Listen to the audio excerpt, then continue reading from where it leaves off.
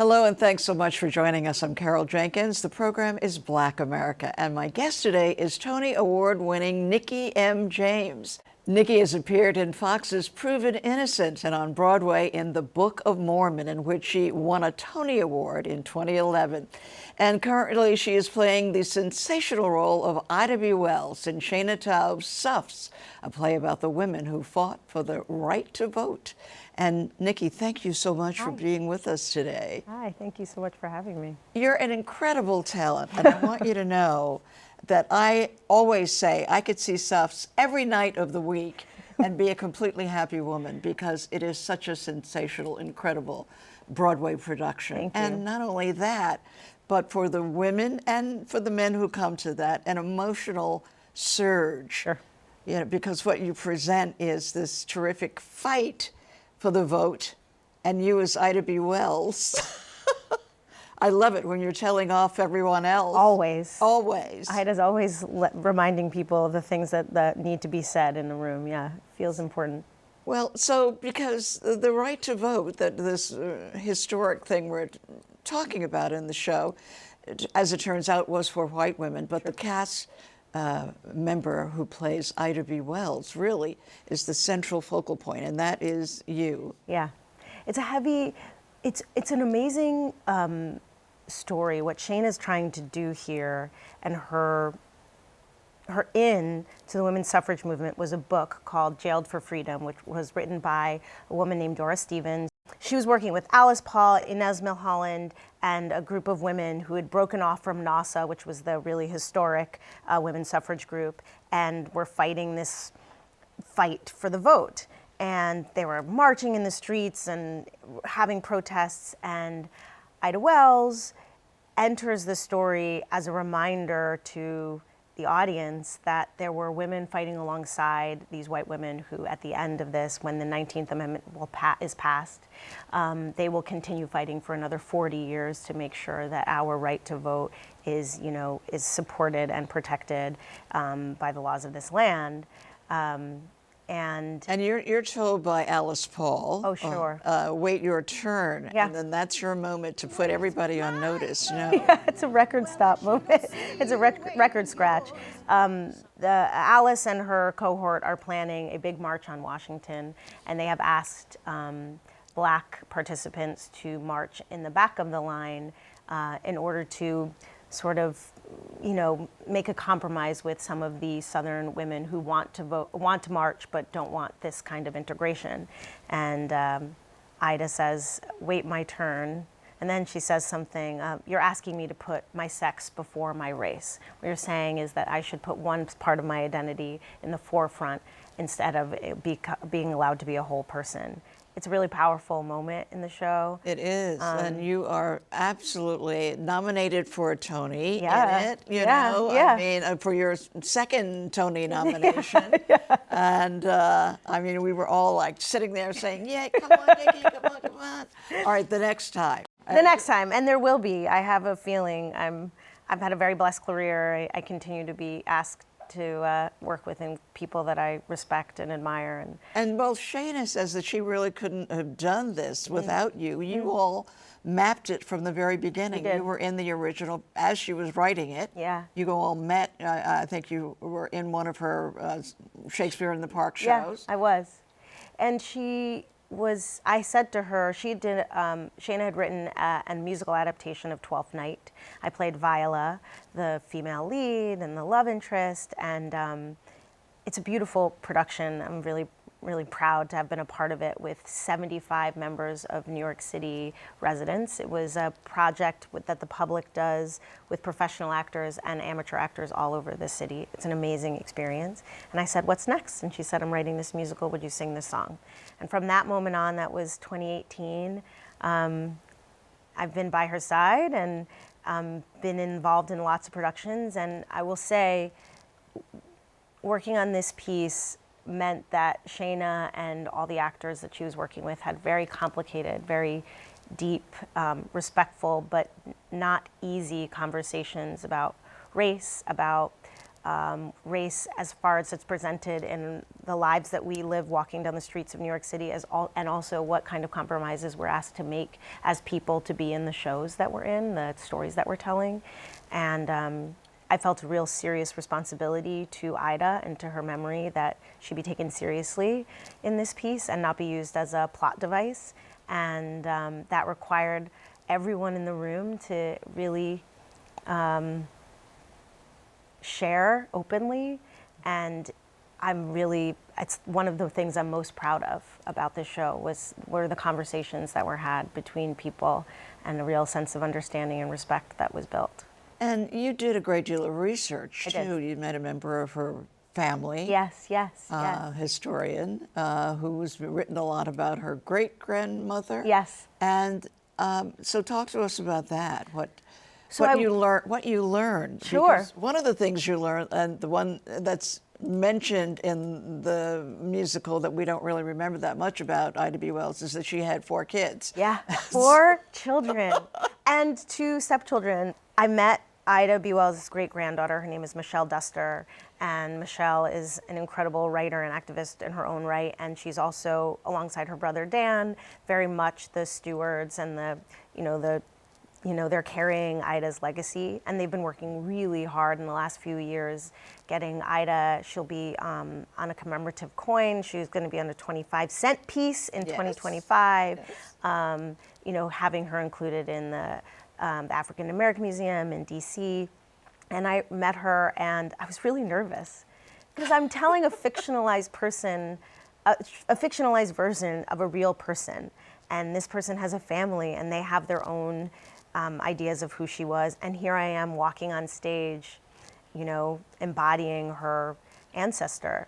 And afterwards, Michelle gave me a big hug, and we became very close. And she actually said that. She said, I love that you included the fact that she was a mother, that she was doing all of this work while also raising a family, and that she had a supportive partner in this, Ida's husband allowing her and making it possible for her to do this great work while also taking care of their families is pretty amazing. So I'm sure the family is very, very pleased with what? Yeah, I hope they are. I think they are. I think they're pleased about the fact that we're including as many aspects of Ida's life, her writing, her home life, and I'm really honored that I'm doing a good job.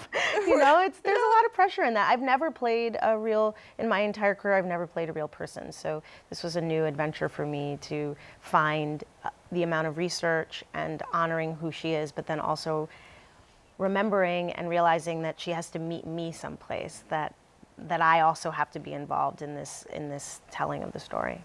Right. The other thing is that I was telling you that I took my granddaughter to see it. The last time I saw it. I mean, again, I love it. And at a certain point, when they are moving out of, they've achieved, and a lot happens between the beginning of this musical and the actual getting of the vote, which is all fantastic. But at a certain point, Alice Paul starts talking about the next phase of this. Yeah, she does. That the Equal Rights Amendment. I mean, and the audience goes crazy, which is because I'm chair of the ERA Coalition Board. I'm like thrilled. They know what the ERA Yes, they is. do. They know what the next step is, and Yes, you've they do. talked about that. Again, we're in 101 years of trying to get the ERA, and that Alice Paul also wanted as well. It's in the audiences every night cheer for the ERA, and to me it says that there is hunger, and that for our rights to be more solidly encoded in our Constitution.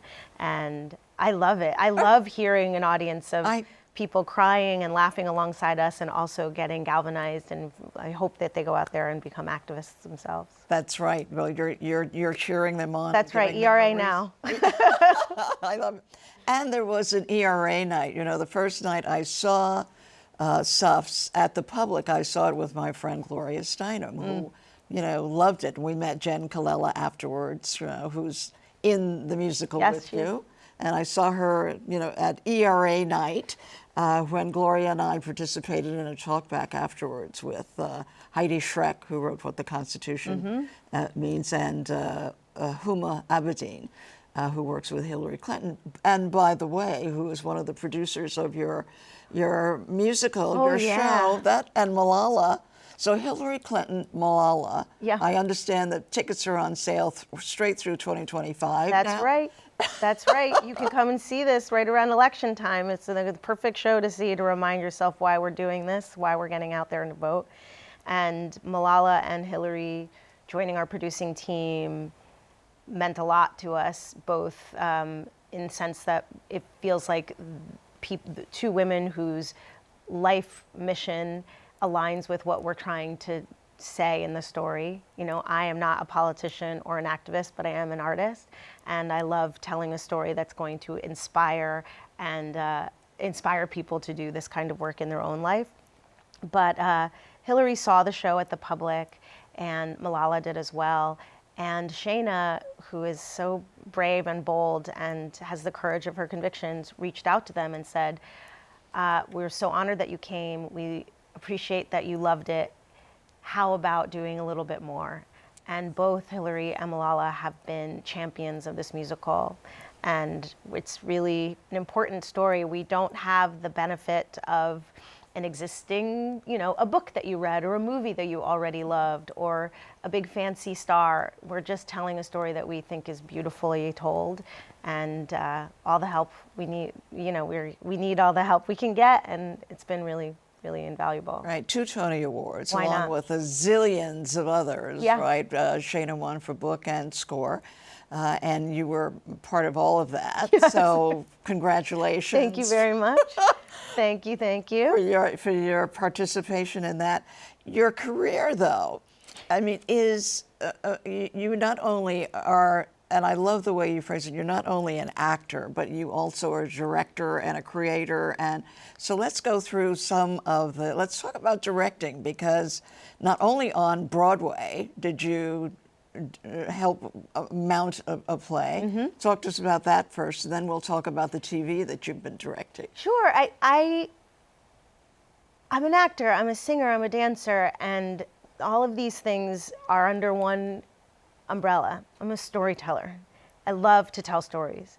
And as I've gotten older and the more people I've worked with and the more productions I've been a part of, it starts to become clear that not every story I want to tell is one that I'm going to be in, that I'm going to be the vessel.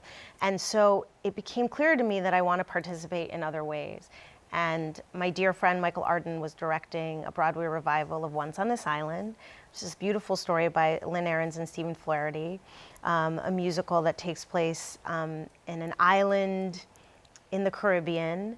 It's a cast of Black performers, and a musical I love, but I knew that there were no. I loved so it. Beautiful. I didn't know you then, yeah. but it was wonderful. Just so beautiful, Yes. and I knew I couldn't play any of these parts because I was too old to play Ti Moon and too young to be the mother. And I said, "How can I be a part of this?" And I reached out to Michael and I said, "I have something to offer. I know that I have something to offer here. Will you let me sit next to you as an assistant or an associate or just a witness?" And he said, "Yes, come along." And in the course of working on that musical, I really found my voice. I'm a great director. I can see how to fix things. I can help people facilitate the ideas that they are already brewing inside of them. An actor has an impulse and you say, "No, follow that impulse. Like, ignore what we were telling you to do. Let's go down this path." It's really thrilling, and I found it to be equally as fulfilling. Really? It really was. I miss the stage. That's my true passion, is to perform on the stage, but I found that I can tell stories in other ways, and I love collaborating. And I've also been working a lot in television. I know The Good Fight. Yeah. You directed a couple of episodes. I directed 2 episodes of The Good Fight and another episode of a TV show called The Bite. And this came about sort of organically as well, sitting with an executive producer, asking questions. What is the cameraman doing here? Or how come you're putting that light there? Or can you explain to me why we're shooting this scene from this camera angle and not that? And she said to me, this EP, she said, you ask a lot of questions. I said, well, I'm a very curious person. And she said, there's something else in there. She said, I think you need to know this because it's going to be useful to you. And we kept in touch, and in 2020, in the middle of the pandemic, we were in the throes of Black Lives Matter. This is after the Me Too movement. We had been in touch, and she said, what are you thinking now? Are you ready to take the reins? Are you ready to be in charge? And I said, of what? And she said, I'll teach you. And she mentored me. Her name is Brooke Kennedy, and she let me shadow her, and she gave me my first opportunity. And it's exactly like directing my relationship with Michael. There is so much about this industry and this world where when someone reaches out to another person and gives them an opportunity, when they can see something in you that you didn't know was there. And I love directing. And it turns out I'm pretty good. All right. So we'll be seeing more in Nikki M. James in the director's credits. I think there. so, yeah. But now I was in looking through and doing some research on you. I see that you're like the height of the gossip, excitement. Oh, sure. Right, what is Nikki M. James doing in this new Marvel? So talk to us about Daredevil. Well, Disney makes you sign all kinds of agreements that say I won't say anything, but I can always say what is already out in the world. Yes. And that is that I am participating in the new reboot of Marvel's Daredevil, which will start airing sometime in 2025. So it's already been shot, right? We've shot a number of episodes. I can't tell you how many. And I'm working with an incredible team of artists on this existing story and trying to refresh it and bring it back to life. And it's really thrilling, I will say. But I won't say much more about that. Well, tell us what part are you playing? So I play a lawyer who's who's working alongside Matt Murdock. And anybody who really wants to know will just very quickly look that up. Right, okay. So is there love involvement? You're not allowed to say. Well, I don't know. Not that I know of. Oh. Is that a good answer? I'm not aware of any love interest situations happening here. Right. But it's really fun to be a part of something that is highly anticipated. I know. I couldn't believe that I'm scanning the gossip. Oh, what, Nikki J? It's fun. Yeah. It's really fun. The fans that's who we're doing it for. Right. And them having fans be engaged in this way. I will say I have some experience. Theater fans are the best fans in the world. Right. They will come and see you do everything, and they stand at the stage door. I was a big theater fan nerd myself, so I understand the impulse.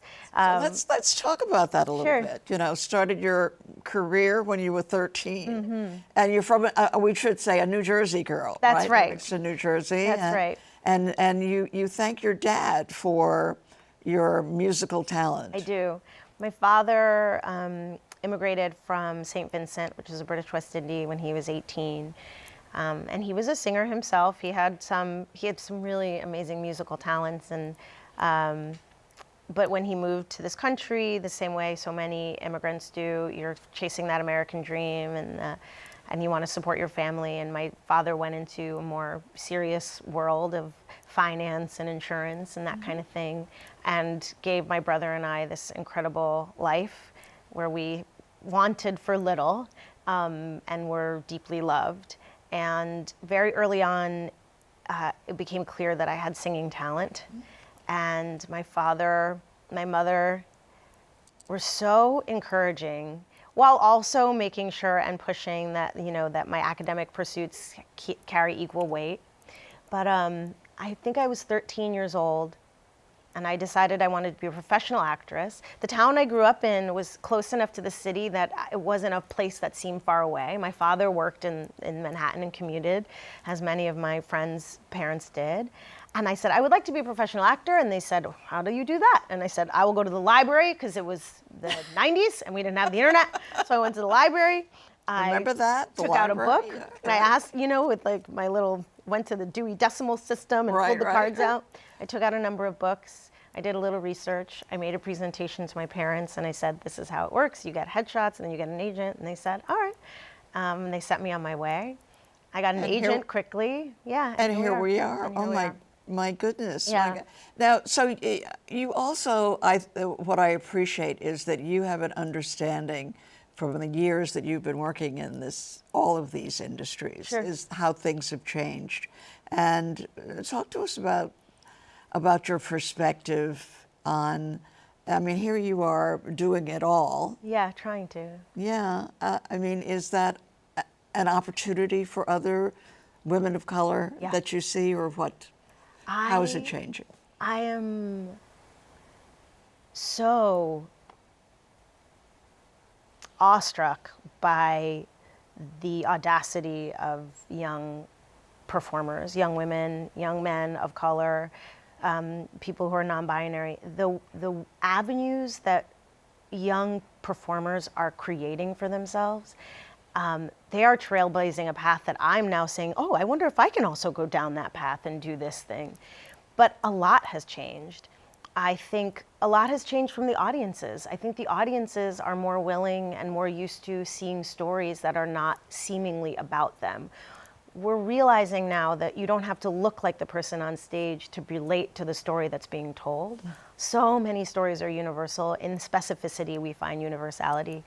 And I think there's a lot of money being invested in voices that wouldn't have been heard from. I think about Michael R. Jackson and the musical that he took 20 years writing to come to Broadway, Strange Loop, that he'd been writing and people kept on saying no to him. And then now all of a sudden, here he is on Broadway, all of a sudden. Right. So I do see a lot of change. I think there's, I think we're just realizing that there's more room, and the richness of our tapestry is going to come from allowing new voices to come to the forefront.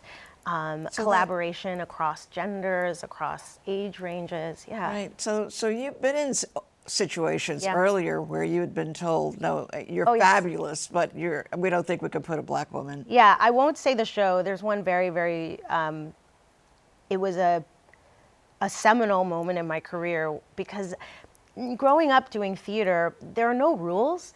You know, if you're 8 and you're playing an 80-year-old, we do it. You know, I played Scrooge in A Christmas Carol when I was in 8th grade. So I just thought the limits of my performance was just my imagination. Whatever I could imagine, I could become. And that is not necessarily true in the professional world. And my first big lesson came early on in my career. I was auditioning for a new musical.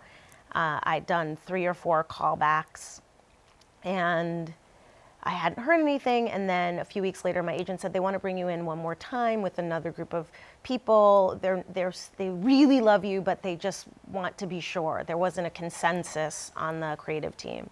And I sat in the room. I'm being very candid, because why not? I sat in the audition room, and it was me and 4 other actresses, all white. And I thought, oh, I wonder what it is that they're trying to figure out. And I said, well, I have no control other than what I do in the room. Right. I nailed it, and I left. And a week later, I got a call from my agent, and she said this, I think thinking it was helpful. They loved you. You were the best one. They just don't think they can cast a black actress in this role. Right. And that's what has changed a bit, we think. I think, yes. And I hope it gets better and better. I really do. That was really hard to hear. Sure. You know, it was basically like all of your hard work, all of your talents, all of your gifts are not enough to, you know, get over this one barrier that is the centuries-old barrier that we're facing. I don't think that that's happening so much overtly in the business. But I don't think that we can take our eyes off of it. I think we have to hold ourselves to a very higher standard. And you're now the mom of a 2-year-old. Yeah, an almost 2-year-old little girl. Right. So for all of the barrier breaking that you've been doing and watching her developing, what's in your mind about it? Well, the first time she said no to me, I thought, yes, absolutely. You should say no to other people, not to your mother. But I see that I'm doing my part to make this world a little bit of a better place for her and for children like her. And I'm doing all of this work so that she can carry it further. You know, one of the big messages of Suffs is progress is possible, but not guaranteed. And the ending song, Keep Marching, is really an indictment to the audience. We say, we haven't solved all the problems, and you probably won't either, but that doesn't mean that we, take our hand off the plow. We must continue to push forward. And it feels really meaningful when I think of my daughter. I was pregnant with my daughter, actually, when we did the show at the Public, and I found out she was a little girl, and I was doing this show, and I thought, that's fitting. And so I think about her often. Right. I really do. I think about her often. I think about her. Not waiting to take her turn. Certainly not. Certainly not. And she's not good at waiting her turn anyway. So there are times I used to think that was a bad sign. Now we think of it as a very good sign in little girls. We right? do. I think a little braveness and a little bit of standing her ground is going to serve her well. Well, and you certainly are leaving a mark in the world for her. She will know that this portrait of Ida B. Wells and this amazing, majestic movement to get women to vote, as simple as that, and then to think about the Equal Rights Amendment. Beyond that, putting women and girls in the Constitution are just, essential things. And so you're making a tremendous contribution. Absolutely. Well, my thanks to Nikki M. James. You can catch her in Suffs as Ida B. Wells, directed and composed by Tony Award winner Shaina Taub, produced by Hillary Clinton, former U.S. Secretary of State, and Nobel Prize winner Malala, and directed by Lee Silverman. It's a fantastic show. Go see it many, many times, but get your tickets right now. It's getting sold out. It's fabulous. That is it for us. Thank you so much, Nikki. I'm Carol Jenkins. The program is Black America, and we'll see you the next time.